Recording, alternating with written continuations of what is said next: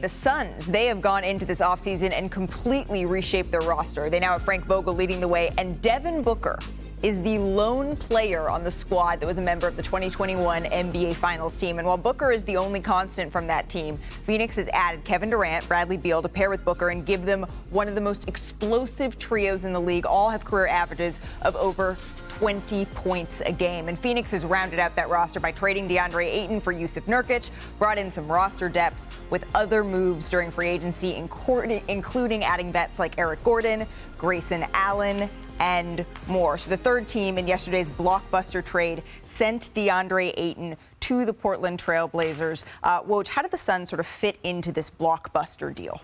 Look, the Suns have been part of these conversations with the Blazers really since early July. They identified very quickly that they had a trade that they wanted to do with each other, Deandre Ayton and Jusuf Nurkic. And then what else could the Blazers go out into the trade market and bring back in addition for Phoenix in that deal? And so Phoenix just waited as Portland went in and out with different trade partners. And it wasn't really until the final hour yesterday, before a deal was done, that Phoenix knew who else they were going to get in the deal. That was going to be Grayson Allen. They immediately signed off on it, and that trade was complete. That got them, a couple of the role players from Portland, a starting center in Nurkic, and then a very good rotational guard now in Grayson Allen. It balances out this roster. It adds to their depth. Bobby, how did you see the Suns get better yesterday? Well, I love it for Phoenix. I think when you have a player that's earning $33 million and he's your fourth best player on that roster, there's something that you need to do as far as take that player and chop it up into 3 or 4 different players here. When you bring a player back like Jusuf Nurkic, who can fit a role at the center position, and then the Nasir Little contract, one of the better value contracts. First year of that rookie extension that he signed a year ago, and then Grayson Allen in the last year of his contract.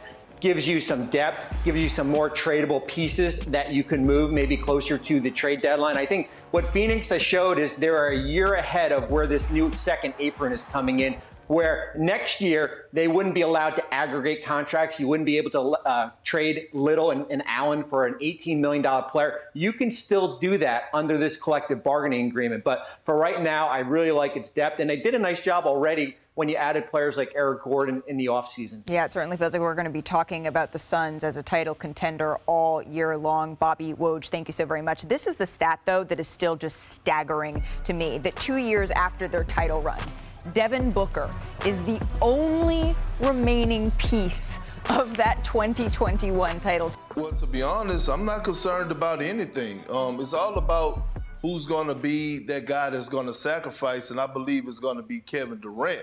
But when you look at what the Suns have done throughout the course of this offseason, this is the starting 5, I believe, that's going to be on the floor to start the season. Obviously, you have the big 3 in Devin Booker, KD, and Bradley Beal, but then you put Big Nurkic in the middle. You swap him out for Deandre Ayton, and all of a sudden you get a veteran center that's going to play his role. Dominate the glass, be able to guard the pick and roll to the basket, open up lanes, play the dunker spot. And then I would start Okogie at the wing position. Last year he increased his percentage for shooting the 3 towards the end of the season. He's tough-nosed, he defends on the defensive end. And Grayson Allen, I'm looking at him like a 6-man candidate. Either him or Eric Gordon to come in off the bench and give him that offensive firepower, and then they have Bo. I think he's the sleeper.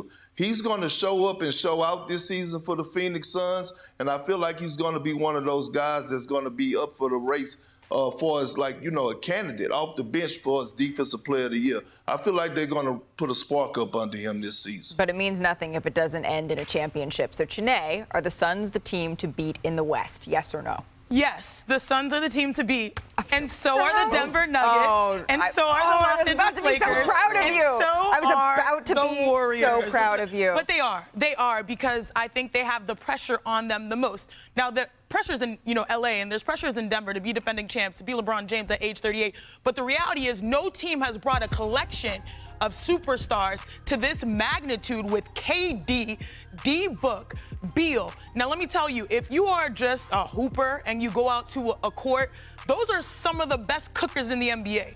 One-on-one, isolation, just straight buckets. And what I love about them, it's unproblematic. And sometimes, like, I'm a huge fan of Deandre Ayton. I think he's done a great job with his career. He averaged, 18 and 10, 36 double-double, shot 60% from the field.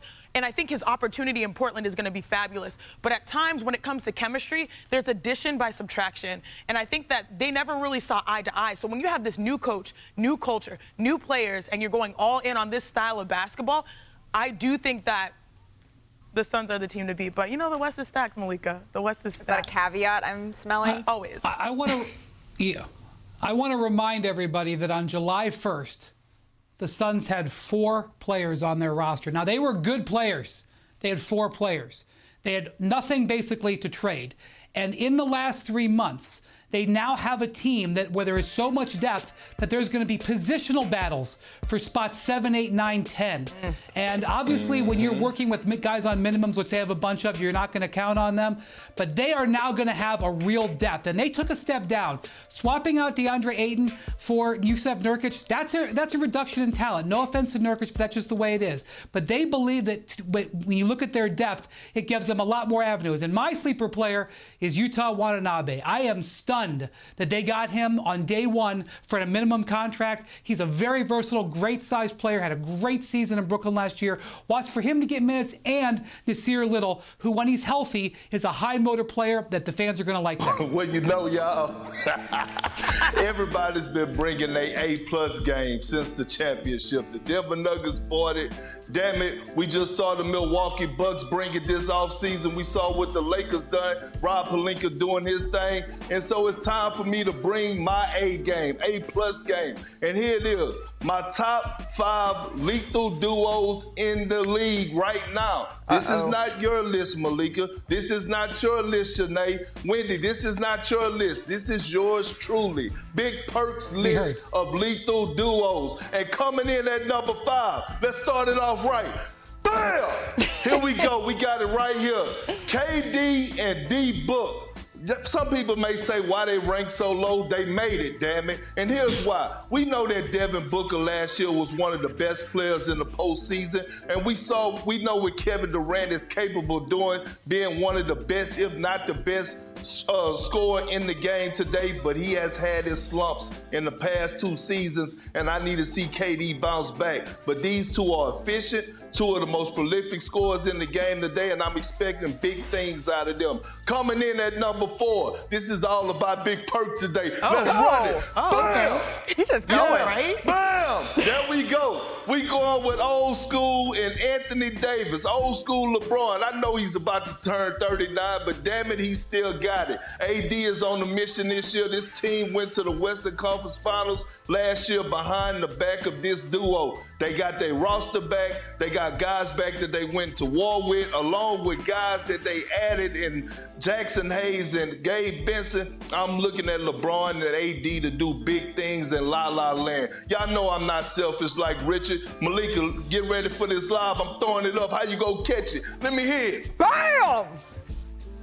There we go. That's the energy I need, especially when I'm talking about the Boston Celtics. The Jays, we know that Jaylen Brown got the massive deal. We know that JT working on that massive extension.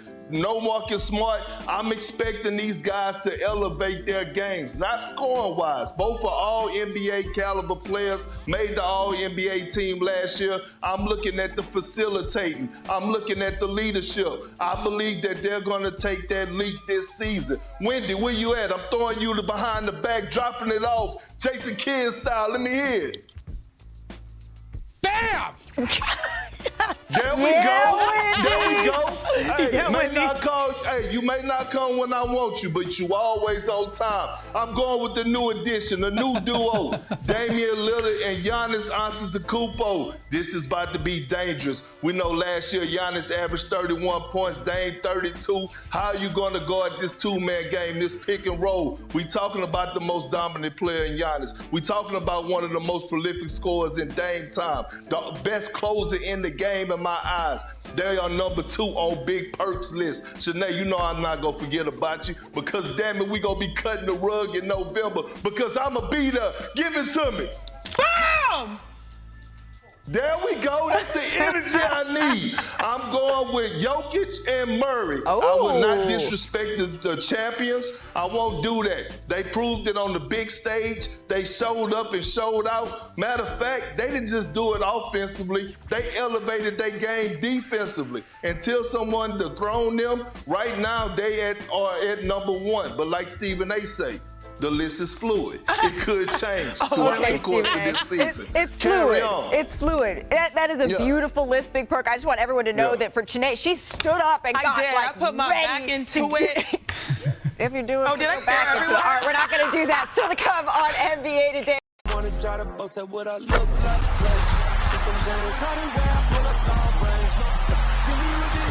on fire. It's NBA, I'm